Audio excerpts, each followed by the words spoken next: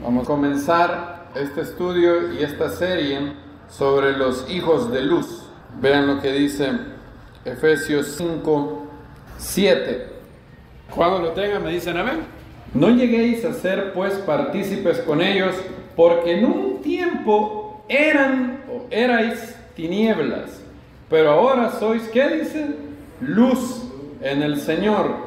Andad pues como hijos de luz. Porque el fruto de la luz, en otras versiones, el texto Receptus tiene el fruto del Espíritu, pero si usted tiene la versión textual verá que dice, porque el fruto de la luz, ahora aquí está hablando del Espíritu de Dios y de la palabra de Dios, la luz que tenemos, consiste en, ¿qué dice? Toda bondad, justicia y verdad, poniendo a prueba qué es lo que agrada al Señor, no participando en las obras infructuosas de las tinieblas, sino más bien reprendiéndolas, porque vergonzoso es aún hablar las cosas que hacen en secreto. Pero todo lo que es reprendido por la luz es manifiesto, porque todo es manifestado por la luz. La Biblia nos llama hijos de luz. El maestro dijo, yo soy la luz del mundo, en Juan capítulo 8, y dijo algo muy bonito: el que me sigue no andará ¿en qué? En tinieblas. Fíjense qué promesa más maravillosa. De nuevo Yeshua les dijo, yo soy la luz del mundo, el que me sigue no andará en tinieblas, sino que tendrá la luz de la vida. La luz de la vida. Él es la luz, de hecho. Es el hombre que más luz de Dios ha transmitido a la humanidad. En el prólogo de exaltación del Evangelio de Juan, él es llamado la palabra de Dios hecha hombre. Es llamada la luz de Dios hecha hombre. Y Juan va a demostrar por qué él, en un sentido, es la luz de Dios hecha hombre.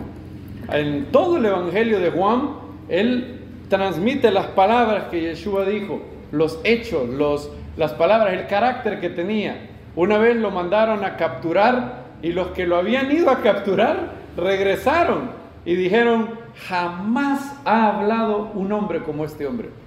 Pedro dijo, ¿a quién iremos? Solo tú tienes, ¿qué? Palabras de vida eterna. Y por eso Juan dice que Yeshua es la palabra de Dios hecha hombre, el designio de Dios hecho hombre, la luz de Dios hecha hombre. Filón de Alejandría había hecho algo muy similar años antes de que Juan escribiera su evangelio. En un libro que Filón, un filósofo judío que vivía en Egipto, él escribió un libro que se llama La vida de Moisés. Y del capítulo 1, Filón le llamó a Moisés. Moisés es una ley viviente, una ley razonable y viviente. En otras palabras, Filón, exaltando a Moisés, dice que él es la Torá hecha hombre, dice él. Una ley viviente. Era un hombre tan justo que era como una ley viviente. Juan hace algo similar en el prólogo a Juan. Y Yeshua dice que Él es la luz del mundo y que el que lo siga no andará en tinieblas. No participéis de las obras de las tinieblas, sino en luz. Y los hijos de luz andan así. Dios dice en la primera carta de Juan, miren lo que dice ahí. Este es el mensaje que hemos oído de Él. Dice primera de Juan 1:5. Dios es luz y en Él no hay ninguna tiniebla. Si decimos que tenemos comunión con Él, damos en tinieblas, mentimos y no practicamos la verdad. Pero si andamos en la luz, como Él está en luz, tenemos comunión unos con otros y la sangre de Yeshua, su Hijo, nos limpia de todo pecado. Ahora, obviamente que Dios es luz, no es literal, ¿verdad? No es que Él es un fotón óptico, ¿verdad? Que se discierne con los ojos. No es que Él es una lámpara, obviamente no.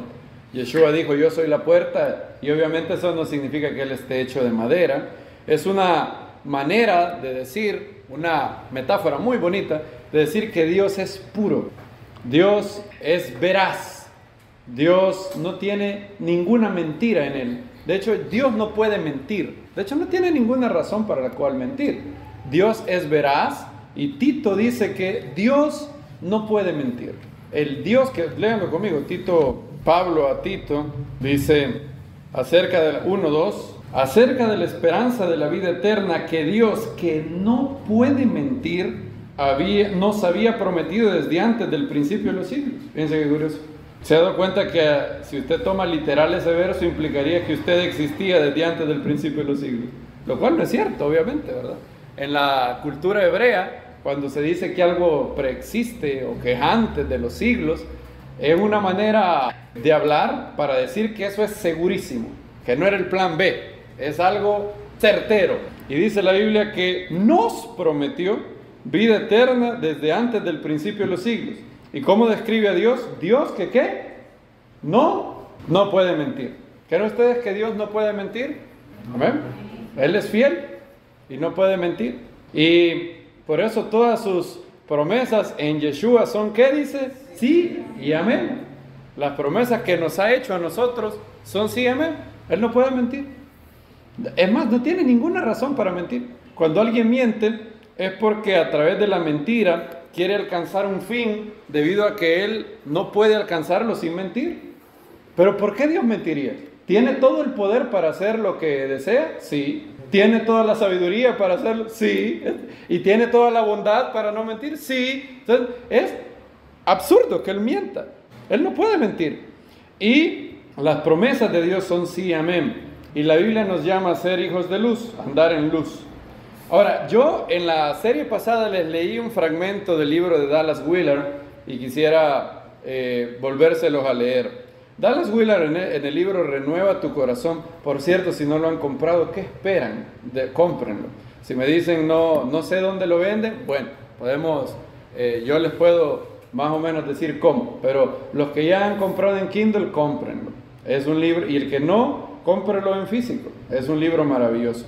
Dallas Willard, en ese libro, increíble, hay que leerlo. Yo lo he leído una vez y quiero leerlo 2, 3, 4 veces. Porque hay tanto que puede nutrir nuestras almas en ese libro que es necesario leerlo una y otra vez. Él dice que hay ciertas características de los hijos de Dios que o no se pueden fingir, o sería absurdo fingir, o es muy difícil que se puedan fingir. En otras palabras, Dallas Willard dice que estas 4 características son el sello distintivo de un hijo de luz.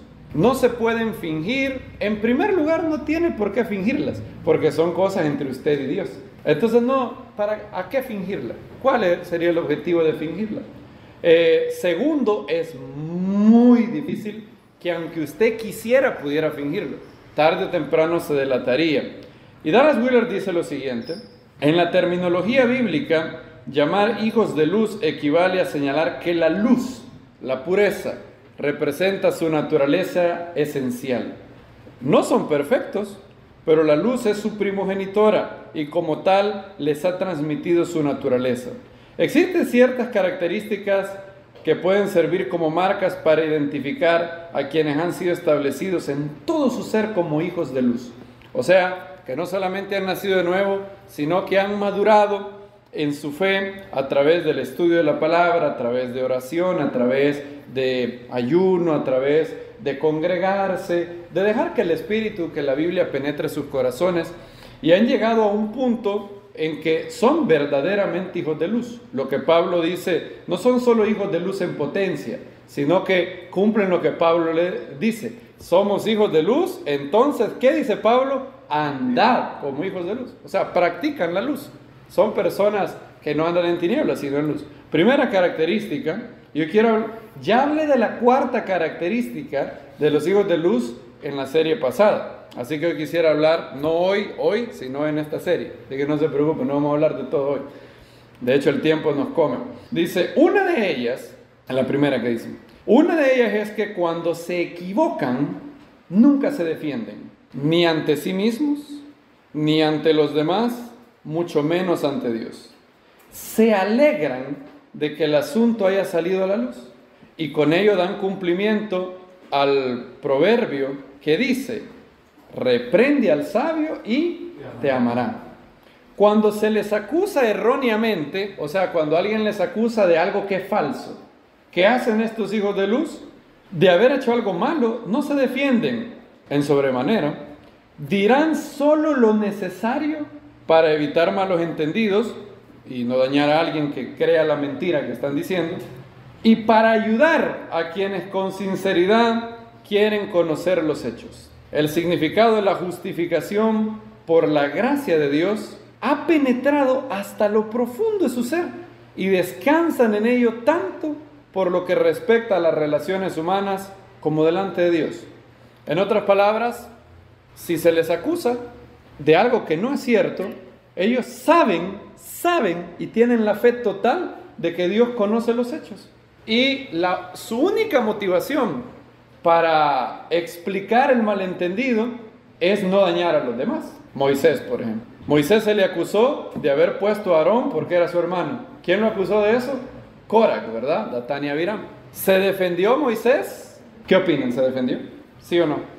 ¿O sí y no? Sí y no, ¿verdad? ¿Por qué no? ¿No se defendió Moisés? No se defendió porque él se apoyó en el Todopoderoso para decir lo que haga el Señor, eso va a terminar. De hecho, cuando lo acusaron, en lugar de empezar a defenderse, ¿qué hizo Moisés? Cayó debajo de su rostro. Entonces, él no empezó una larga argumentación tratando de defenderse. Es decir, su honra no le importaba. Él era el más, ¿qué dice la Biblia? El más manso de todos los hombres de la tierra. Es más, cuando su hermana y su hermano hablaron una locura de él, y Hashem le muestra a Miriam leprosa, ¿qué hace Moisés? Ora para que la sane. A la mujer que acaba de hablar mal de él. Así, es decir, su honra no era muy de mucho, su honra delante de los hombres no era muy importante para él. Era importante únicamente si un ataque falso podía hacerle daño a otro. Y si la gente empezaba a creer que lo que Corac decía era verdad, obviamente se iban a desviar. Entonces, él se puso delante de Dios y dejó que Dios lo reivindicara, no él. ¿Cómo lo reivindicó Dios? De varias maneras. En primer lugar, ¿qué pasó con Corac y los 250 que estaban ofreciendo? Fueron quemados. Y Datán y Abiram se los tragó a la tierra. Y así, no se defienden en sobremanera. Ahora, noten esto, eso es cuando lo que se dice de ellos es falso. ¿Qué pasa cuando lo que se dice de ellos es verdad? Cero defensa. Es más, oigan lo que dice Dallas Willard. No solamente no se defienden, sino que dice, se alegran de que el asunto haya salido a la luz. Se alegran de que el asunto haya salido a la luz. Imagínense que ustedes tuvieran un pecado secreto y ahorita se nos revela. ¿Cómo te sentirías? Bueno, un hijo de luz se siente alegre, muy alegre. Ustedes dicen, ¿cómo va a creer? ¿Dónde ha visto eso? Sí, el rey David compuso un salmo que empieza así, Salmo de David. ¿Qué dice después? Después que llegó a él, después de que se llegó a Betsabé y llegó a él Natán el profeta. Tenía que poner eso David ahí. ¿Era requerido para él? No, él lo anuncia, no le importa. Él anuncia su pecado a los 4 vientos. Fíjense qué curioso. A los 4 vientos lo anuncia. Y se entrega totalmente a Dios. Y cuando Natán lo confronta, ¿qué dijo David? He pecado. Nada más. No se defendió y no empezó a racionalizar, a defenderse. He pecado. ¿Era verdadero lo que decía Natán? ¿Era verdad? Sí. ¿Qué hace David? No se defiende. Corrige al sabio y ¿qué? Y te amará. Ahora, de eso voy a hablar un poco después, no hoy, en otro Shabbat. Segundo rasgo distintivo. Otro de sus rasgos distintivos de los hijos de luz es que no consideran estar perdiéndose algo importante al no pecar, ni se sienten frustrados por ellos. O sea, han llegado a una madurez espiritual que cumplen perfectamente lo que dice Romanos capítulo 12, verso 9, que lo estuvimos viendo en el pasado, ¿se recuerdan? Si alguien se recuerda el verso bíblico, lo puede decir de memoria. El amor sea sin fingimiento, aborreced lo malo, apegaos a lo bueno, ¿verdad? Romanos 12:9. El amor sea sin fingimiento, aborreciendo lo malo, allegaos a lo bueno. Un hijo de luz aborrece lo malo, aborrece el pecado, no al pecador. Al pecador lo ama. Como dice C.S. Lewis, se puede cumplir eso de ¿Amar al pecador pero odiar el pecado? Sí. ¿Con quién lo hemos hecho toda la vida? Con nosotros, ¿verdad? ¿Cuántas veces hemos pecado al día? Varias veces. ¿Nos seguimos amando? Sí. ¿Odiamos lo que hacemos cuando hacemos algo malo? Sí. Es perfectamente lógico eso de odiar al pecado, pero amar al pecador. Usted lo hace todos los días con usted mismo. Cada vez que peca, usted se sigue amando a usted mismo, pero odia la obra que hizo. Bueno, si es hijo de Dios. Amándonos unos a otros con amor fraternal. En cuanto a honra, prefiriéndolos los unos a los otros. ¿A quién prefiero dar honra según la Biblia? Al otro. No a mí, al otro. Yo pongo al otro en primer lugar. No viendo cada uno por lo suyo propio, sino también lo de los demás. Esa fue la actitud que hubo en Yeshua. Él no vio por lo suyo propio. Si hubiera visto por lo suyo propio, no va a la cruz. Es más, la última interacción con los que lo rodeaban fue tan decepcionante que se llevó a las 3 personas más cercanas que él tenía. Y les dijo: mi alma está angustiada hasta la muerte.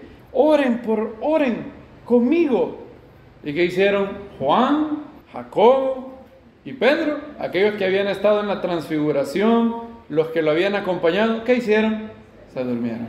Y aún así él murió por ellos. Y murió por mí y murió por usted. ¿No es maravilloso? Sigue Dallas Willard. O sea, no se inquietan por la prosperidad de quienes obran mal, ni tienen envidia de ellos. Salmo 37:1. Vamos ahí. De esta segunda característica de los hijos de luz que Dallas Willard menciona, es de la que quiero hablar hoy. Salmo 37.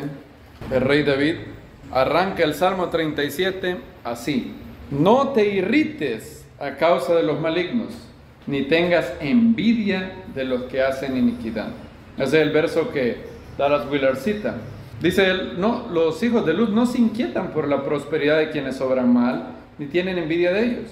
Saben que mejor es lo poco del justo que la abundancia de muchos impíos. Verso 16, léanlo conmigo. ¿Alguien que lea Salmo 37, 16? Mejor es lo poco del justo que la riqueza de los reyes. Mejor es lo poco del justo. Aquí está hablando obviamente de posesiones materiales, ¿verdad? Mejor en hebreo es Tov Meat Latzadik, dice en hebreo. Veamos, ¿sí? Tov Meat Latzadik Me Humon Reshaim Rabim. Mejor es de hecho, Meat se puede traducir como poco, pero poquito. Meat es más, hay varias palabras en hebreo, pero Katán es pequeño, ¿verdad? Meat es todavía más pequeño que pequeño, generalmente. Vosotros erais el pueblo más meat, dice Moisés. ¿Cómo se ha traducido eso? Insignificante. Entonces, sigue Dallas Willard describiendo a los hijos de luz. Sabe, por supuesto, esto tiene relación con lo que se ha dicho anteriormente, en el sentido de que no consideran al pecado como algo bueno, sino repugnante, que es exactamente lo que acaban sabiendo cualquiera que se implica en el pecado. Cualquiera que lleva un pecado a su máxima expresión y se entrega a ese pecado, ¿cómo termina dándose cuenta que es el pecado? Repugnante. Elvis, ¿se recuerdan lo que le dijo a su ex pastor? Pastor, soy el más miserable de todos los hombres. Después de que se había entregado a las drogas, al sexo ilícito, a la soberbia, a la ira. ¿Cómo ven los hijos de luz el pecado? Lo ven como repugnante. Aborrecer, ¿qué dice Romanos 12? Lo malo. ¿Para qué implicar tu cuerpo, alma o mente en algo así? Dice Dallas Willard. Bueno, ahí quiero meditar un poco. El tema del trato de Dios, o la recompensa o el castigo de Dios al justo y al impío, han sido materias de angustia para la raza humana. Algunos más y otros menos. Toda alma tiene su propia lucha, según lo que heredamos. Será el diseño de Dios nos ha hecho, heredamos ciertas emociones, sensaciones de nuestros genes, la alma de nuestros padres, no sabemos muy bien todo, pero cada uno tiene diversas luchas. Lo que para unos es una lucha que se ve tan fácil, para otros es una lucha terrible, terrible. Alguno Y todos podemos comprobar eso en la Biblia. El tema de esto se le ha llamado teodosia. ¿Qué es teodosia? Es el estudio del trato de Dios para con la humanidad en torno a la recompensa y al castigo de Dios. El libro de Job obviamente representa el tratamiento, el mejor tratamiento que yo conozco de ese tema, pero los profetas luchaban con eso algunas veces. No es que eran ateos, no, claro que no. De hecho, eran tan creyentes, tenían tanta fe en Dios, que era lo real de su fe lo que hacía la angustia tan horrible. Yo creo que Dios existe y es justo, pero ¿cómo es posible que el rey Manasés, que es un tipo tan malvado, pueda reinar tanto tiempo? Y un rey tan bueno como Josías o Ezequías reina menos tiempo que él. ¿O cómo es posible que un malvado aparentemente no le va mal, le va bien? Todos nosotros, si nos preguntaran, ¿ha conocido algún malvado que le vaya bien en la vida? Probablemente diríamos sí. Hablando de bien, ¿no? Voy a ser bien claro en torno a bien me refiero, ¿verdad? Porque desde la perspectiva de la Biblia no hay ningún malvado que le vaya bien, ¿verdad? Ninguno. Pero bueno, aquí estamos hablando de bien en el sentido plenamente terrenal, plenamente físico, material. Personas malvadas que tienen una salud muy buena, personas malvadas que son fructíferas. Bueno, véanlo así. ¿Han conocido mujeres maravillosas, hijas de Dios, que tienen problemas para tener un hijo? Sí. De hecho, la Biblia arranca con Sara, Rebeca y Raquel, que las tres las une un factor común. ¿Cuál es el factor común? Estériles. Pero ustedes seguramente conocen en su barrio, en su colonia, la muchacha libertina que pareciera que solo de verla queda embarazada. Tiene hijos. Y uno se pregunta, ¿cómo es que la hija de Dios que quiere un hijo? Es más, hay millones de madres que ven a un bebé como algo horrible y lo abortan. Y hay otros miles que están esperando tener un hijo y no pueden. ¿Cómo se explica eso? Y los profetas están muy inconformes con eso. Luchan con Dios. ¿Se acuerdan que eso significa la palabra Israel, verdad? ¿Qué significa Israel? Bueno, puede significar príncipe de Dios, pero otra interpretación del nombre es que lucha con Dios. Lucha con Dios. Se ve medio blasfemo. ¿Puede alguien luchar con Dios? Literalmente no, ¿verdad? Ahora, ¿a qué se refiere eso? Un día vamos a ver bien. Ya lo hemos explicado, pero hay demasiadas facetas de ese nombre que podemos estudiar. Pero los profetas argumentaban con Dios, le daban su punto de vista. J.P. Moreland dice, Dios no está asustado por la franca queja de uno de sus santos. Y es muy cierto. Habacuc, Jeremías, Moisés, Jonás, Job, son solo algunos nombres de los que están en ese grupo, que se hicieron estas preguntas. Y la Biblia no nos da del todo la respuesta con certeza absoluta, porque tendríamos que convertirnos en Dios, tendríamos que llegar a la omnisciencia. Para darle respuesta a esto, basta una eternidad o ser omniscientes, y no podemos ser omniscientes. Ahora, la Biblia sí nos da muchas respuestas, ninguna de ellas es una ley inexorable, absoluta, pero sí sirve para por lo menos traer nuestra alma y nuestra mente al reposo, a la paz de la confianza racional en Dios. Y el rey David menciona algunas de ellas. Miren lo que dice el Salmo 37. No te irrites a causa de los malignos, ni tengas envidia de los que hacen iniquidad, porque como ¿qué dice? Como hierba pronto serán cortados, como la hierba verde se secarán. Confía en el Eterno y practica el bien. Fíjense lo que dice David. Tú no te preocupes de los resultados. Los resultados hay que dejárselos ¿a quién? A Dios. Tu única preocupación debe de ser confiar en Dios y practicar el bien. Déjale los resultados a Él. Déjale los resultados a Él. No importa lo que veas. Por fe andamos y no por qué, por vista. Confía en Dios y practica el bien. Habita en la tierra y apaciéntate de la fidelidad. Deleítate a sí mismo en el Eterno y Él te concederá las peticiones de tu corazón. Encomienda al Eterno tu camino, confía en Él, y Él hará. Exhibirá tu justicia como la luz, y tu derecho como el mediodía. Guarda silencio ante el Eterno, espérale con paciencia. No te irrites a causa del que prospera en su camino, a causa del hombre que maquina intrigas. Desecha la ira, desecha el enojo. ¿Cuál ira y el enojo? El enojo de ver que el malvado prospera y los justos no. Eso produce ira. ¿Cómo es posible? Desecha la ira, desecha el enojo. No te enardezcas en manera alguna a hacer el mal. Es decir, no saques la conclusión, si aquel está haciendo lo malo y no le pasa nada, entonces yo también voy a ir a hacer lo malo y no me va a pasar nada.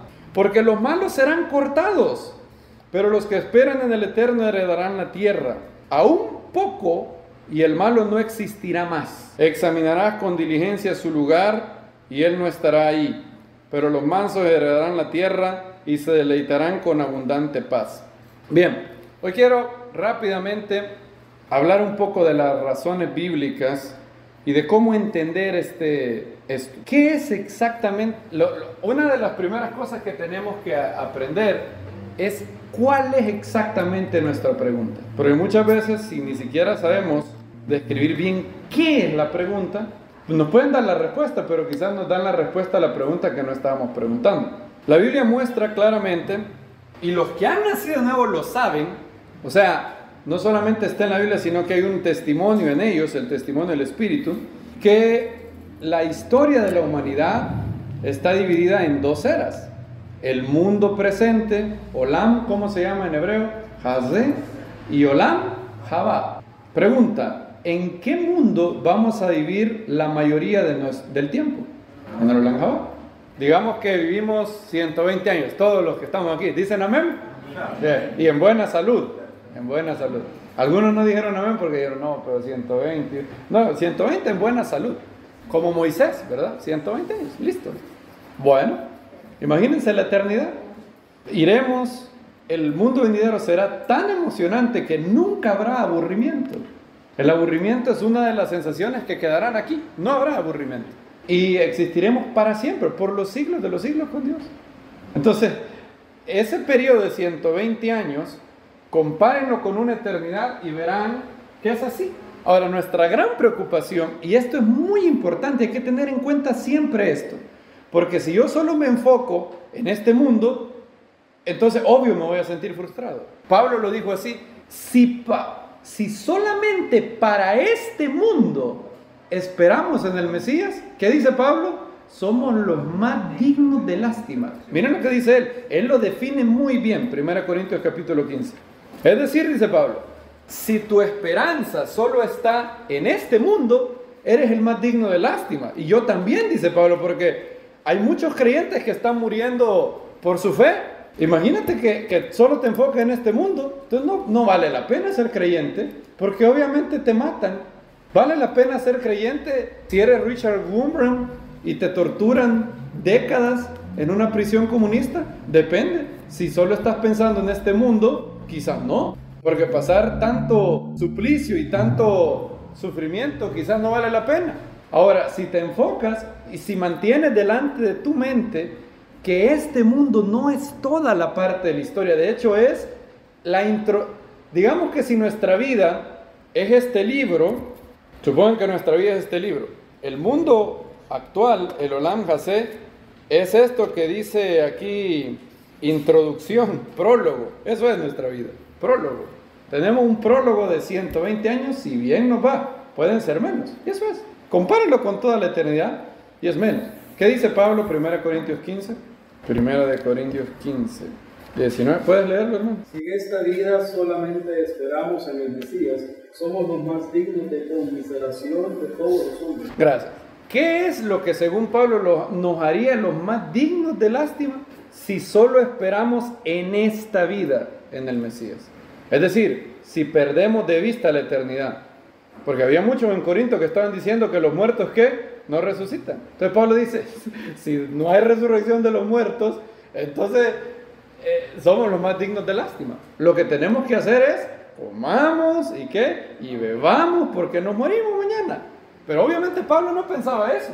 Él dice, obviamente que el mundo venidero es un ingrediente muy importante. Por eso Pablo dice a los colosenses, poned la mirada en las cosas de arriba. Y hay mucha evidencia para saber que el mundo venidero es tan real, es más real que el mundo en el que estamos ahora. De hecho, la evidencia de la resurrección de Yeshua, el nuevo nacimiento y el testimonio del Espíritu Santo, el testimonio de la Biblia son solo las primeras 3 bases, pero se ha ido acumulando más y más. Es ver el argumento a partir del deseo que Dios ha puesto. C.S. Lewis dice, todo el mundo tiene un deseo de inmortalidad, y Dios, siendo un Dios bueno, no hubiera puesto en sus criaturas un deseo que Él no iba a proveer. Por lo tanto, debe de haber un mundo venidero. Dice él, si yo tengo hambre, hay una cosa que se llama comida. El hombre tiene deseo sexual, hay una cosa que se llama sexo, relación íntima. Para cada deseo innato, noten la diferencia, no deseo creado. Por ejemplo, yo puedo decir, yo tengo un deseo de un Mercedes. Bueno, ese no es un deseo, o un BM. Ese es un deseo que venía de nacimiento en mí. No, estamos hablando de un deseo fundamental en el individuo. ¿Hay un deseo fundamental en el individuo de inmortalidad? Claro. Todas las culturas son testimonio de eso. Aparte de eso que dice Salomón en Eclesiastés, puso ¿qué? Eternidad en el corazón. Hoy tenemos en la ciencia el testimonio de las experiencias cercanas a la muerte que están siendo cada vez más investigadas, que es un campo muy interesante, y cada vez más hay evidencia de vida después de la muerte, que nuestra vida no termina ahí. Ahora, la base más grande es la resurrección de Yeshua, la base que hay ahí, y el testimonio de nuestro espíritu. Entonces, primera cosa, para siempre esta discusión de la teodosia, de la justicia de Dios en su trato con el justo y el impío, nunca puede descuidar toda la historia, mantener siempre el big picture, como dicen los anglosajones, toda la imagen, todo el cuadro. Si solo ves el mundo actual, bueno, obviamente que hay un problema. Ahora, hay varias cosas que hay que preguntarnos. ¿Cuál es nuestra expectativa? ¿Qué queremos? Supongan que Dios viniera y nos pregunta, listo, yo me voy a someter a ti. Claro, esto es un experimento mental, ¿verdad? Esto es absurdo. ¿Qué quieres que haga con los malvados? Dios, yo quiero que fulmines a los inconversos, a los que te blasfeman, a los rebeldes. ¿Ok? ¿Cuánto tiempo después de que pecan quieres que los eliminen? Rápido. ¿Cuánto queremos? 3 meses. 3 meses. ¿Ok? Al que se revela a mí, si en 3 meses no se arrepiento, lo vuelo. Listo. ¿Cuántos de nosotros estuviéramos aquí? Imagínense, Dios nos hace, supongo que Dios te hace esa pregunta. 3 meses, listo, lo vuelvo. Ok, perfecto. ¿Cuántos de nosotros estuviéramos aquí? Yo no. Yo pasé 17 años perdido, siendo por naturaleza, ¿qué dice Pablo? Hijo de ira. Bueno, entonces no 3 meses, dale más tiempo. ¿Cuánto tiempo? No sé, Dios. Tú eres Dios, tú sabes más. Muy bien, ese era el punto. Entonces, ¿de qué te quejas? Ok, cambiamos la pregunta. Bueno, yo lo que quisiera es que todo aquel que fuera hijo de Dios, inmediatamente, al no más convertirse, todo le empezara a ir mejor. ¿Qué opinan? ¿Le damos ahí? No. Y que todo aquel que se empiece a desviar de Dios sea evidente, obvio, manifiesto, que le empiece a ir mal. Entonces digamos que vamos donde Dios y le decimos, tengo una gran idea para llevar tu mundo. Dime, ¿cómo estás? Sí, ¿qué hago? Cada vez que alguien se convierta, quiero que todo le vaya bien. ¿Qué quieres decir por bien? Que tenga paz espiritual, porque eso ya se lo he dado. No, eso no se ve mucho. Sí es cierto. Todo aquel que nace de nuevo tiene paz contigo, tiene asegurado el mundo venidero. Bueno, de hecho ya casi lo tiene todo, pero no, digamos algo más visible, Dios. ¿Qué? No sé, le doy un carro, así le cae el carro, ¡blum!, de las nubes así. No, pero que le empiece a ir todo bien, que sea obvio para todo el mundo. Que todo el mundo que observe, entró un creyente, entró un inconverso, se convirtió, 5 años, toda la vida le sonríe. Y una persona, al momento que se va de la congregación, todo le empieza a ir mal. Todo le empieza a ir mal. Es más, la nube negra lo persigue ahí. Dios nos preguntaría, si yo hiciera eso, ¿no será que la gente empezara a convertirse y a creer en mí por conveniencia? Piénsalo. Supongo que mañana hubiera un estudio científico que demostrara 100% de absoluta certeza que todo aquel que se convierte le va bien en todo. La gente empezara a creer en Dios y a ser fiel a Dios, pero no por Él, sino porque ¿qué? Porque le conviene. Me conviene eso. Y entonces también hay otro gran problema si yo le pido eso a Dios. Para tener fe necesitamos un mundo en donde la fe sea una virtud. Si todo fuera tan evidente, la fe no sería una virtud en lo absoluto. Piénsenlo bien. Dostoyevsky lo pone así en labios de Iván Fyodorovich. Cuando él está delirando y hay un demonio que le aparece, bueno, no se sabe, Dostoyevsky en Los Hermanos Karamazov nunca nos dice si es cierto que Iván por su ateísmo está hablando con un demonio, eso es un delirio, pero Dostoyevsky tiene razón en algo. ¿De qué vale la fe si es a la fuerza? Dice ahí Iván Fyodorovich. ¿De qué vale la fe si es a la fuerza? Supongan que Dios hiciera su justicia y su presencia clara como la luz del día. Supongan que cada átomo dijera, hecho por Dios. Supongan que todos los días en los cielos saliera un mensaje de nubes. Arrepiéntanse, hijos de los hombres. Firma Dios. Un día la nube de color amarillito, otro día con arcoíris, otro día rojo. Es decir, la justicia y la presencia de Dios fuera tan obvia como verte las manos. ¿Sería ese mundo mejor? No. ¿Saben qué dirían? ¿Saben cuál fuera nuestro argumento para desobedecer a Dios? ¿Qué Dios más inseguro es? Siempre nos tiene que estar recordando su existencia. Pareciera un neurótico. El que hace esto es un ser con baja autoestima. Y si tiene baja autoestima, entonces no puede ser un ser perfecto. Y si no es un ser perfecto, no lo voy a adorar. Es decir, en ese mundo, incluso el que se quisiera perder tuviera otras razones para perderse. Entonces Dios tiene que crear un mundo donde haya suficiente evidencia y revelación de Él para que aquel que quiera tener fe la deposite en Él, con muchas buenas razones para depositar. Pero tiene que dejar cierta ambigüedad para que el que quiera creer a la mentira pueda creerlo y no sea abrumado por él. ¿Les parece totalmente lógico eso? A mí sí. Yo no he podido encontrar un argumento. Créanme que lo he pensado y no he podido encontrar un argumento en contra de eso. ¿De qué vale la confianza si es obligada? ¿Confiar en qué? En el momento que confiamos es porque hay algo que no está claro. Y la Biblia dice que Dios tiene maneras de juzgar al mundo de tal manera que Él tiene una sabiduría increíble y lo que nosotros vemos siempre es muy poquito de todo lo que Él considera. Miren por ejemplo Romanos capítulo 2, este verso, Romanos 2, 4, dice: o menosprecias la riqueza de su benignidad y de su longanimidad, tolerancia, ignorando que la bondad de Dios te guía ¿a qué? Al arrepentimiento. En otras palabras, hay ocasiones donde Dios a un malvado, en lugar de castigarlo en sobremanera, lo trata bien. ¿Por qué lo trata bien? La bondad de Dios te lleva ¿a qué dice? Al arrepentimiento. Dios tiene que darte, incluso en tu estado caído, incluso en tu estado de inconverso, Dios tiene que atraernos con su amor. ¿De qué otra manera vendríamos a Él? Entonces, Dios tolera. Es como dice la descripción de Él en los 13 atributos. ¿Cómo es Él para la ira? Tardo para la ira, Él se tarda. Por eso dice David, no te irrites. Dios tiene, recuerda que Él ama al pecador así como te amó a ti cuando lo eras. Dios ama al inconverso de hoy así como te amó a ti. Si te hubiera fulminado de un solo, no estarías aquí. Él tiene que ser paciente. Él espera para que la persona se convierta. Y mientras tanto, ¿qué pasa con ella? ¿Vive muy bien? No vive nada bien. Toda persona que está alejada de Dios tiene una conciencia en su corazón que le grita que está mal. Alejado de Dios no tiene verdadera plenitud. Alejado de Dios no tiene verdadero significado. No tiene verdadera paz. Así que no pienses que, y mientras tanto en esos 20 años que Dios le da de benignidad, se la va a pasar bien nice. ¿Bien nice cómo? ¿Llena de cosas materiales?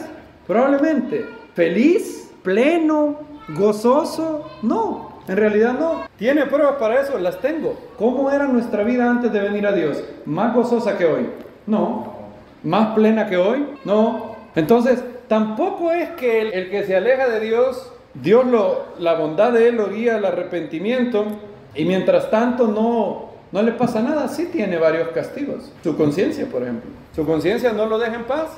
Es esa voz que no puede callar, y cada vez que la quiere callar e intenta callarla, tiene que recurrir a otro artificio y le sale más caro, porque entonces su conciencia lo castiga más aún y le da todavía más dolor en su alma, porque él es creado a imagen de Dios y cada minuto estar separado de Dios es un vacío en su corazón. Entonces, mira cuántas variables tiene que manejar Dios.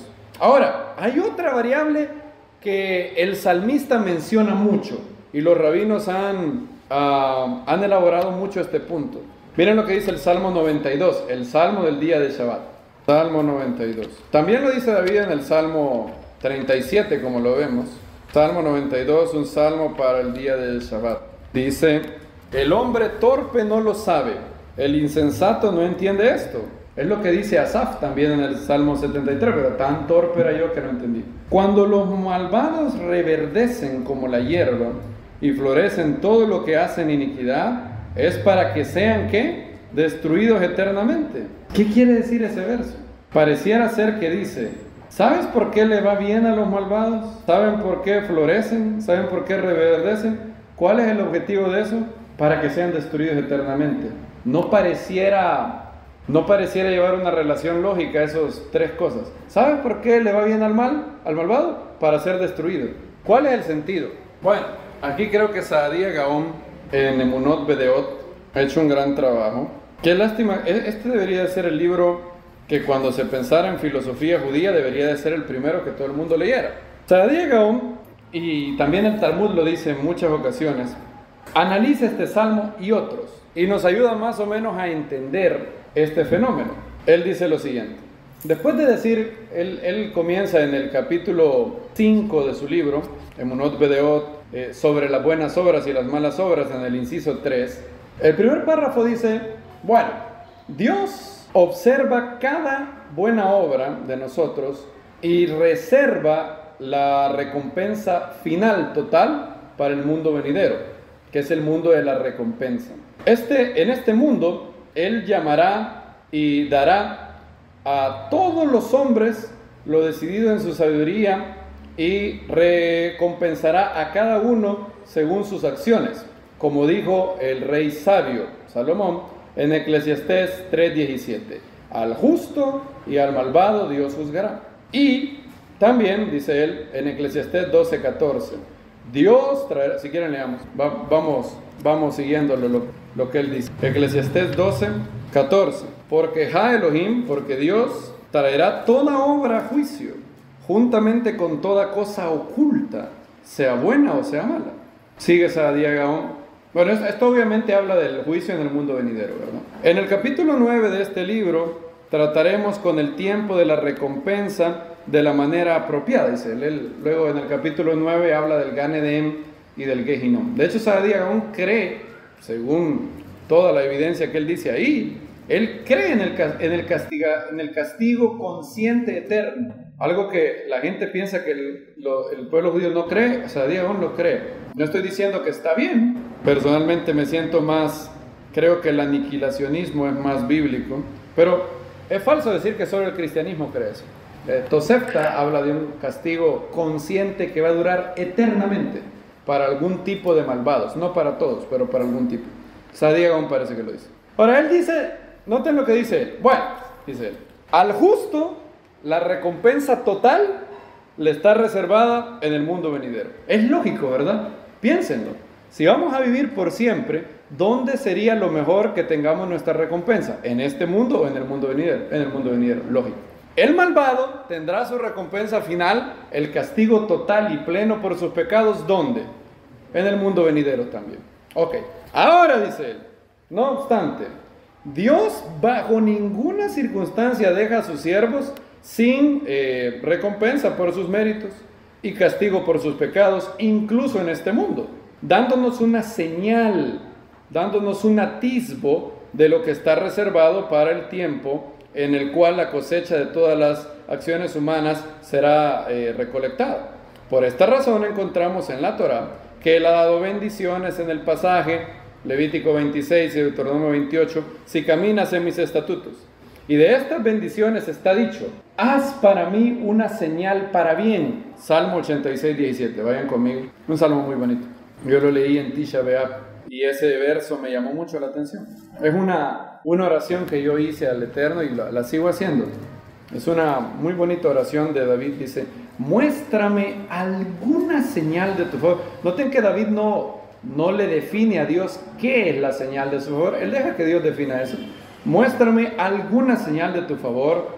Vean a los que me aborrecen y sean avergonzados, porque tú, Eterno, me has ayudado. Una señal de tu favor.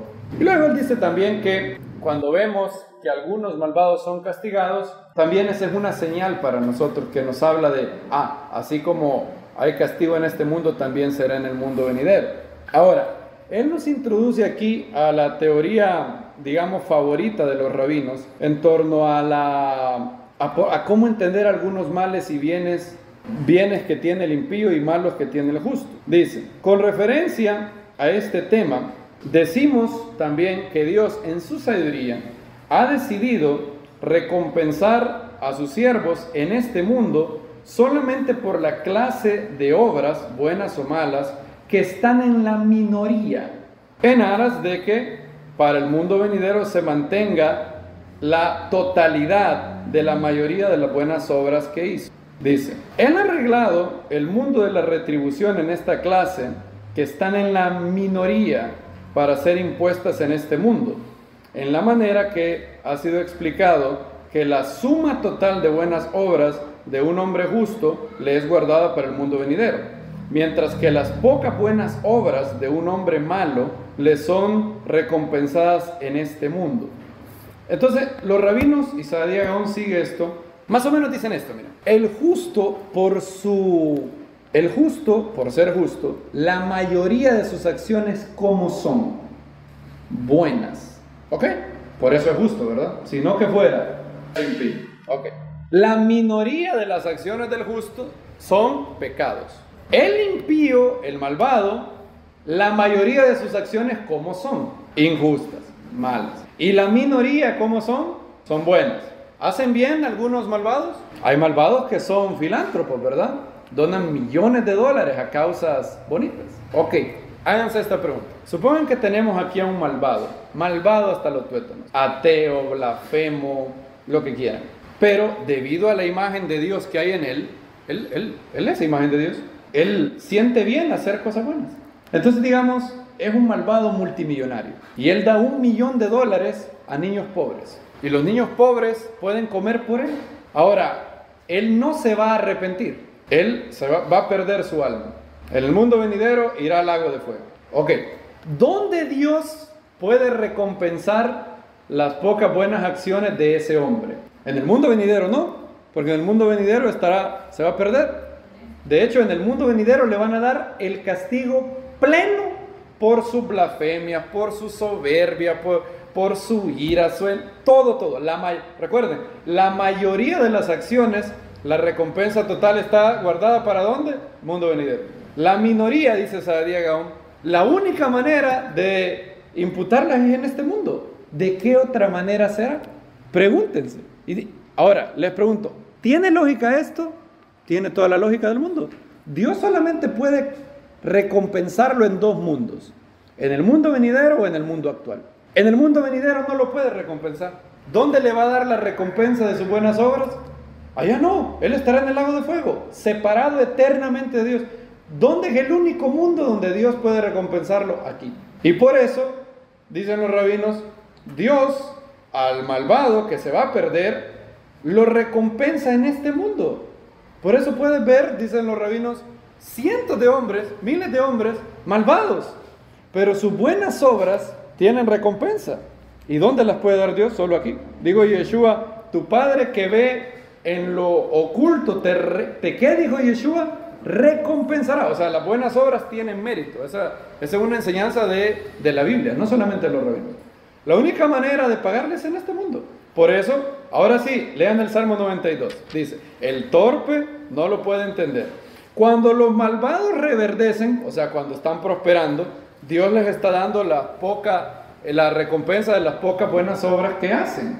y florecen todos los que hacen iniquidad, es para ser destruidos por siempre. Dios les da la recompensa de toda la bondad que hicieron, incluso en su estado no regenerado. Fíjense que Dios podría no recompensarlos en lo absoluto, imagínense. Él podría decir, quizás si fuera como nosotros, diría, ay, ¿para qué le voy a recompensar ese si se va a perder? Pero Dios es tan amoroso y tan justo que Él no puede dejar de recompensar el bien. Entonces, a ese malvado multimillonario filántropo, Dios lo bendice aquí.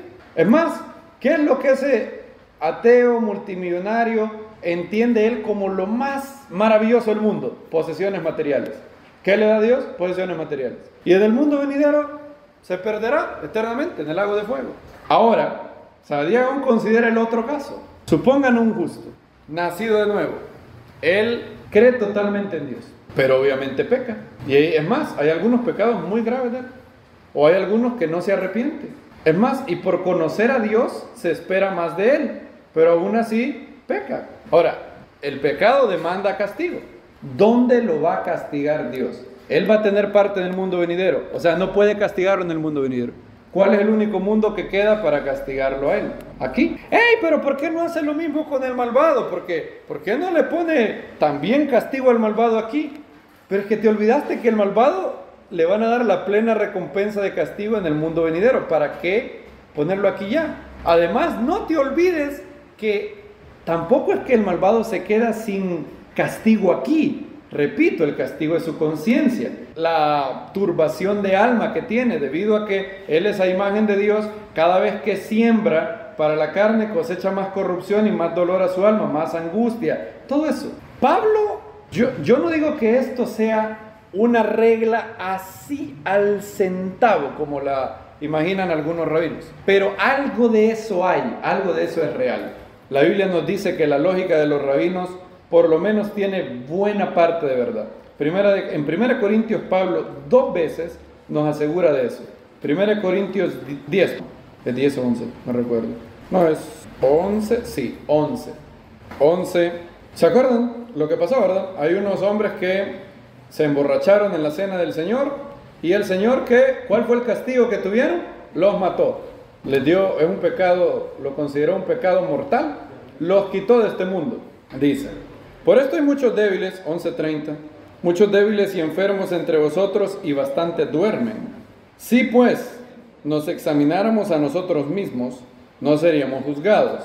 Pero miren, pero siendo juzgados, somos disciplinados en este mundo, obviamente, ¿verdad? Porque algunos estaban enfermos y otros ya habían, muerto. Entonces, esa disciplina, ¿dónde fue? En este mundo. ¿Cuál es el objetivo? Somos disciplinados por el Señor para que no seamos condenados con el mundo. ¿Sí, verdad? ¿Dicen amén a eso? Bien. Pablo nos dice claramente que el Eterno nos disciplina en este mundo para no tener que condenarnos en el mundo venidero. De hecho, Pablo dice algo similar de un loco que tenía la mujer de su papá. 1 Corintios 5. Pablo se asusta de que los corintios todavía tengan a ahí en la congregación. Lo tuvieron que haber echado hace rato, dice Pablo. Pero los corintios, bueno, vamos a ver bien eso después, decían que por amor al prójimo no lo habían hecho. Se creían más santos, más buenos que Dios. Entonces Pablo les dice, saquen ese perverso de entre vosotros. Pero bueno, Pablo, fíjense el plan que sugiere Pablo. 5:4. En el nombre del Señor Yeshua, reunidos vosotros y mi espíritu, o sea, van a orar, el tal, o sea, el que había cometido ese pecado horrendo de inmundicia sexual, el tal sea entregado para ruina de la carne a Satanás, con el objetivo, a fin de que el espíritu sea, salvo en el día del Señor. O sea, Pablo está diciendo, vamos a entregarlo a Satanás para que este hombre, el sufrimiento, la recompensa, la paga de ese pecado, la experimente en este mundo y se arrepienta, a fin de que su espíritu sea, salvo en el día del Señor. Entonces, estos dos versos muestran de que la teoría de los rabinos es un poco cierta. De hecho, es bastante cierta. No puedes aplicarlo a todo el mundo igual. No puedes decir, está sufriendo, es justo, Dios lo está castigando por sus pecados a fin de que no muera en el mundo venidero. no aplica no es una ley absoluta, porque luego te vas a hacer esta pregunta, pero también hay justos que no sufren como está sufriendo este justo. ¿Por qué no sufre así? No todo el mundo, no todos los justos han sufrido como Job, por ejemplo. ¿Por qué Job sufrió más que lo demás de los justos? Entonces, no puedes aplicar esa regla como una regla absoluta, inexorable. Dios tiene demasiadas variables que maneja, pero hay algo de cierto. El Salmo dice: cuando florecen los hacedores de iniquidad y los perversos afloran, ¿cuál es el objetivo? Dice: para ser exterminados por siempre. Y muchas veces el justo tiene que ser disciplinado aquí en este mundo, porque en el mundo venidero no será disciplinado. Hay otro ejemplo clásico: David. David pecó horrendamente. ¿Dónde fue su castigo? En el mundo venidero no. ¿Dónde fue el castigo de David? Aquí. ¿Fue un castigo muy bonito? Yo no le deseo ese castigo, ni a mi peor enemigo le deseo ese castigo. Yo no creo que haya un verso más lúgubre de la Biblia como cuando David, cuando le dicen que Absalón ha muerto, dice: Absalón, hijo mío, Absalón, ¿quién me diera que fuera yo y no tú, Absalón? 4 hijos. El niño que esperaba a Betsabé muere. Absalón mata a Amnón. Luego Absalón es muerto. Tamar es violada. Y Adonías también es muerto. No se apartará. ¿Cuál fue el juicio que le dio? No se apartará la espada de tu casa. Y el Eterno lo castiga horriblemente, con todo y que se arrepintió. Natán le dijo: por cuanto te has arrepentido, Hashem ha remitido tu pecado, no morirás. O sea que David le había sido decretado, ¿qué? Muerte. Hay pecados que son de muerte. No todo, dice Juan, no todo pecado es mortal, en un sentido. En otro sentido, todo. El pago del pecado es, ¿qué dice? Muerte. Pero hay pecados que son tan graves que la pena es que Dios decreta que esa persona tenga una muerte prematura en este mundo. Va a morir. Asesinato, idolatría, adulterio y otros pecados son pecados de muerte. Y el de David era pecado de muerte. Es más, David hizo un combo bien bonito. David hizo el combo de adulterio y asesinato. Y asesinato a sangre fría. Fue tan sinvergüenza que mandó a Urías con la sentencia de muerte y se la puso a él. David hizo eso. Un día vamos a ver bien eso. En los próximos Shabbatot, quizás. Vamos a analizar bien eso. Y David es castigado aquí. Ahora, Saadía Gaón, y termino con esto, dice, entonces eso, dice, bueno, recuerda una de las pistas para cuando veas este fenómeno, hay que tener en cuenta varias cosas. Número 1, hay un mundo venidero y un mundo presente. Hay que tener eso siempre. Número 2, Dios tiene misericordia. Es tardo para la ira. Tiene que darle tiempo para que el malvado se arrepienta. No queriendo que ninguno que perezca, sino que todos que procedan al arrepentimiento. Lo quiso conmigo. 3, la bondad de Dios te lleva al arrepentimiento. 4, hay veces que Hashem tiene su juicio tarda debido a que el juicio que él tiene para esa persona, el curso natural para llegar a ese juicio tarda. Por ejemplo, Hashem iba a humillar al faraón. Ahora, para humillarlo tuvo que esperar mucho tiempo. Tuvo que esperar que el faraón se convirtiera en faraón, que llegara Moisés, que el faraón endureciera su corazón. Tuvo que darle tiempo. Cuando llegó al punto, Hashem le dijo: para esto te he levantado, para anunciar en ti mi nombre. O sea, Dios tuvo que esperar mucho tiempo. ¿Cuánto tiempo se tardó el juicio a David de la muerte de Absalón? Mucho tiempo. Absalón era un niño cuando pasó el pecado de Betsabé. O bueno, no sabemos. Tuvieron que pasar varios años. Absalón era un niño muy bonito. Dice la Biblia que el pelo de él era así bien bonito. Es decir, el Eterno tuvo que esperar. Y recuerden que para un ser infinito, esto no representa ningún problema. Él no tiene escasez de recursos. Puede dar tiempo. Y cuando Absalón estaba en el cenit de su belleza, de todo, ahí cayó el juicio contra David. Y contra Absalón también, por no arrepentirse. Entonces, y muchas veces también para bendecirnos es así. Dios tiene que esperar algunas veces en su mundo para que esto se dé. Digamos que Dios quiere bendecirme con un trabajo, pero yo no estoy listo para ese trabajo. Tengo que agarrar experiencia. ¿Qué puede hacer? Él te espera que yo agarre la experiencia. Yo les he contado cómo el Eterno me permitió tener un ascenso. Ahora, Él tuvo que esperar meses para que todo encajara en su sitio.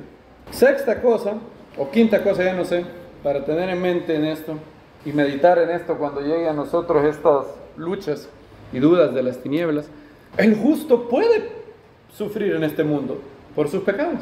Dice, de hecho, Santiago menciona, hay justos, dice él, que tienen muchos pecados. Mira lo que dice.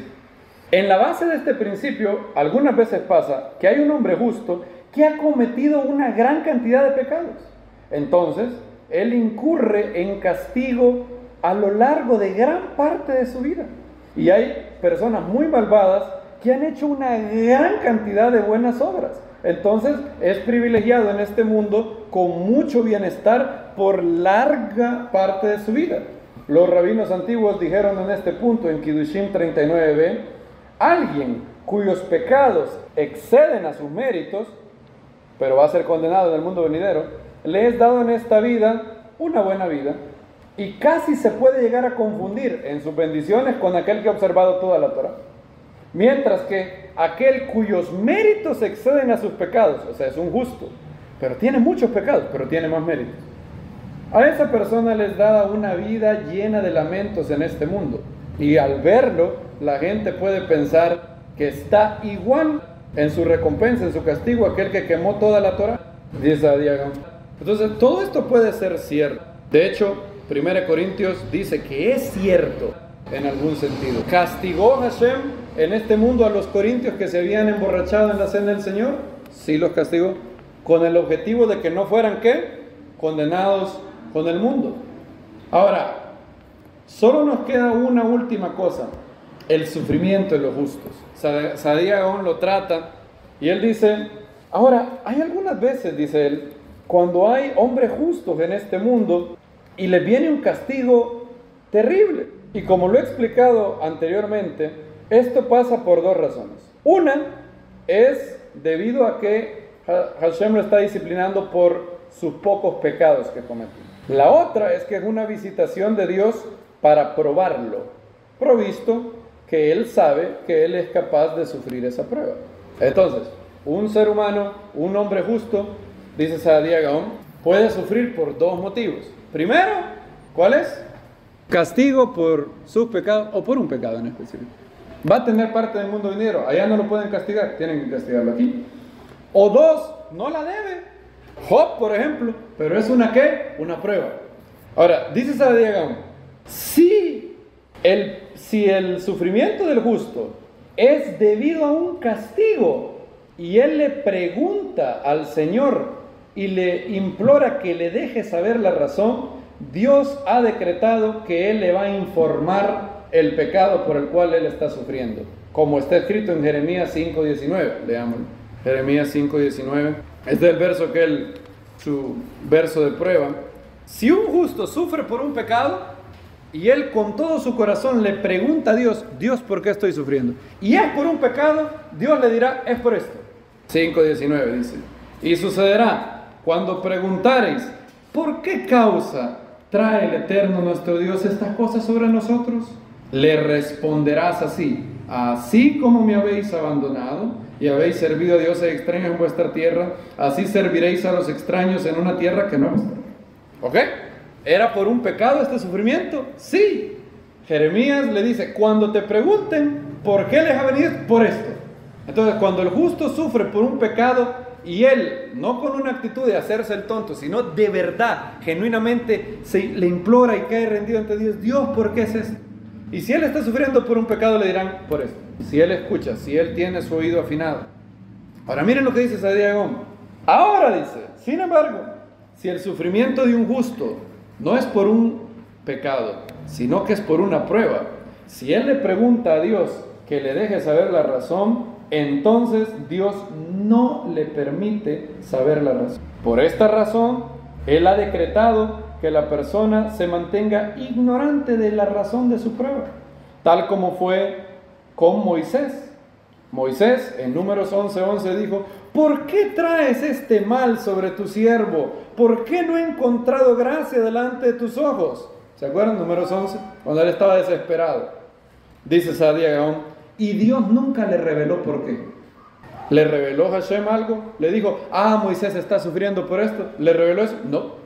De igual manera Job le dijo a Dios en Job 10, verso 2, diré a Dios, no me condenes, hazme saber por qué contiendes conmigo. Es decir, Job decía, yo quiero saber por qué. ¿Le dijo Dios por qué? Nunca le dijo nada. ¿Por qué? Y Dios no se lo reveló, dice Sadiagón. ¿Por qué pasa esto? ¿Cuál es el objetivo de la prueba? Aumentar nuestra confianza en Dios. ¿Sí o no? Ese es el motivo de la prueba, ¿verdad? ¿Qué tal si Dios nos lo dice? ¿Se cumple el objetivo de la prueba? No. Yo ya no paso la prueba y mi confianza no crece en Dios. Supongo que yo voy a ser probado o estoy siendo probado. Y Dios me revela la razón por la que estás siendo probado es porque luego te voy a bendecir más. En 2 años voy a hacer contigo esto.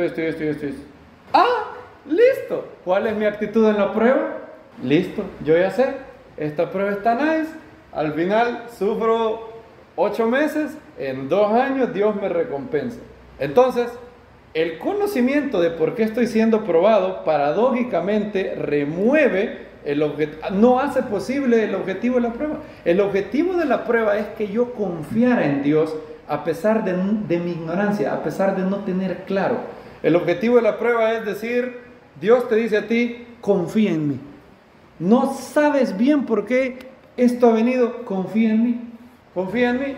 Y por eso, dice Sadiagón, a la persona que sufre por un pecado, si él clama a Dios, le es dicho por qué. Pero a la persona que sufre por una prueba, no le es dicho. Y hay otra cosa que Hashem logra con eso, dice Sadiagón. Esto, aparte, va a tener un buen efecto en las personas que no van a considerar la perseverancia del justo como algo fácil. Ellos no van a decir, claro, soportó la prueba porque Dios ya le había dicho la magnitud de la recompensa. No diríamos eso de Job. Supongan que al inicio del libro de Job, Hashem le dice, Job, te voy a probar, pero tranquilo, vas a pasar una temporada horrible, tu mujer te va a decir, maldice a tu Dios y muérete, de ahí se van a morir tus hijos, pero no te preocupes, todos tus hijos van a estar conmigo en el mundo venidero y los vas a disfrutar eternamente, tranquilo. Y todas tus pertenencias se las va a llevar, va a estar horrible, pero no te preocupes, Job, en unos años te doy el doble, es más, vas a tener el doble de lo que habías tenido y tus hijos, los que murieron, no los vas a perder, van a estar en el mundo venidero. Y es más, te voy a dar otros hijos. Sabiendo eso, ¿habría tenido Job la angustia que tuvo? No, su sufrimiento no habría tenido el objetivo que Dios deseaba. Si cada vez que yo estoy en una prueba, Dios me apareciera y me dijera, la razón por la que estás sufriendo esto es por esto y esto y esto y esto y esto y esto, yo aprendería a confiar no en Él, aprendería a confiar en mi cerebro, en mi razón. Diría, sí hace sentido, es cierto. Gracias Dios, perfecto. Otra vez paso en una prueba, me aparece Dios como... Imagínense, el mundo sería una especie de casa embrujada. Cada vez que yo tuviera algún mal, me apareciera una visión. Y yo no confiaría en Dios, yo confiaría en la razón. Es cierto, tiene sentido. No aprendería a confiar en Él. Dios ha seteado el mundo, amados hermanos, de tal manera que todos aquellos que son hijos de luz pueden absorber y meditar en estas razones que su palabra nos da y confiar en Él. Dios algunas veces nos muestra sus razones para hacer las cosas. En otras ocasiones nos dice, tú no puedes ver mi mano en esto, pero confía en mi corazón. No puedes ver mi mano, pareciera como que lo que yo hago no tiene sentido. Pareciera que lo que permito no tiene nada de sentido, pero confía en mi corazón, todo es para tu bien. ¿Puede un sufrimiento horrible derivar y todo ser para bien? Sí, tengo una prueba, la cruz. Los discípulos, imagínense los discípulos, viendo a su maestro crucificado, les hace sentido. Les hace sentido tiene sentido que el hombre más bueno que han conocido está sufriendo la suerte de lo peor de la raza humana. Tiene sentido que el hombre fíjense esto, lo que la gente le gritaba, a otro salvó, baje de la cruz, y no baja. ¿Cómo puede ser que aquel que resucitó a Lázaro ¿Cómo puede ser que aquel que calmaba las tempestades no puede decir una palabra y esos clavos se salen? Todo eso, los discípulos podían decir, no tiene nada de sentido. Dios no puede hacer nada bueno de esta crucifixión. Ahora les pregunto, ¿ha hecho Dios algo bueno de esa crucifixión? Amén. ¿Creen ustedes que algo bueno pasó de la peor tragedia de la humanidad? Yo creo que sí. Yo fui salvo por esa crucifixión. Entonces, cada vez que digas, Dios no puede sacar nada bueno de esto, recuerda, alimenta, piensa, no pienses, no medites en lo absurdo, no medites en lo falso, medita en lo verdadero, porque todo lo verdadero, todo lo puro, en esto, ¿qué dice Pablo? Pensad. Yo puedo decidir cuáles son mis pensamientos. Y yo medito, ¿cómo Dios no va a hacer que todo trabaje para bien en mi vida si yo adhiero a su Hijo? ¿Cómo puedo yo decir que de algo negro no puede salir, que de las tinieblas no puede salir luz, si la crucifixión fue la injusticia más grande que este mundo ha contemplado? El justo por los injustos, el hombre que nunca pecó, condenado a la peor muerte que el mundo ha conocido. Esta es la peor injusticia de la humanidad. El único que era bueno, de verdad, bueno, le he dado sufrimiento que no merece. Y de eso salió la salvación de millones. ¿Dios puede redimir el sufrimiento? Claro que sí. Y aquellos que son hijos de luz, dice Dallas Willard, y todos aquellos que estamos aquí estamos llamados a hacerlo, podemos ir delante de Dios y decirle, Padre, no entiendo muy bien. Si quiere cerrar sus ojos y orar. Sí. Si usted está pasando por aquí. Padre, no entiendo muy bien lo que pasa, pero yo no confío en mi razón. Mi razón no es mi Dios, tú eres mi Dios. Y a pesar de que no puedo ver tu mano en esta situación, puedo saber que tu corazón sigue siendo bueno. Tú eres bueno, para siempre es tu misericordia. Eres un Dios justo en quien no hay iniquidad. Tú no castigas antojadizamente a los hijos de los hombres, dijo el profeta Jeremías. Padre, gracias por darnos entendimiento en tu palabra. En el salmo del día de Shabbat, cuando venimos a inquirir en tu templo, nos has dado sabiduría. Permite que estas verdades no se queden en la superficie, sino que llévalas a nuestro corazón. Llévalas a nuestro corazón. No permitas que caigamos en cinismo. No permitas que nuestro corazón se endurezca.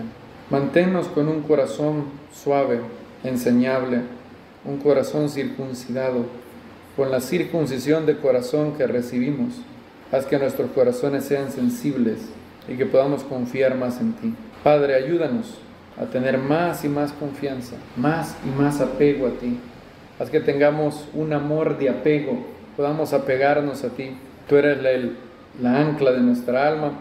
Te pedimos que cualquiera de nosotros que está pasando en un valle de sombra, en un valle, en la noche oscura del alma, que tú puedas estar ahí. Sostén nuestra mano. Haz que se cumpla lo que dijo Yeshua. Yo he orado para que tu fe no falte. Padre, escucha la oración de tu Hijo que está intercediendo delante de ti y que sigue orando por todo su cuerpo, por toda su congregación, a fin de presentársela como una novia gloriosa, sin mancha ni cosa semejante.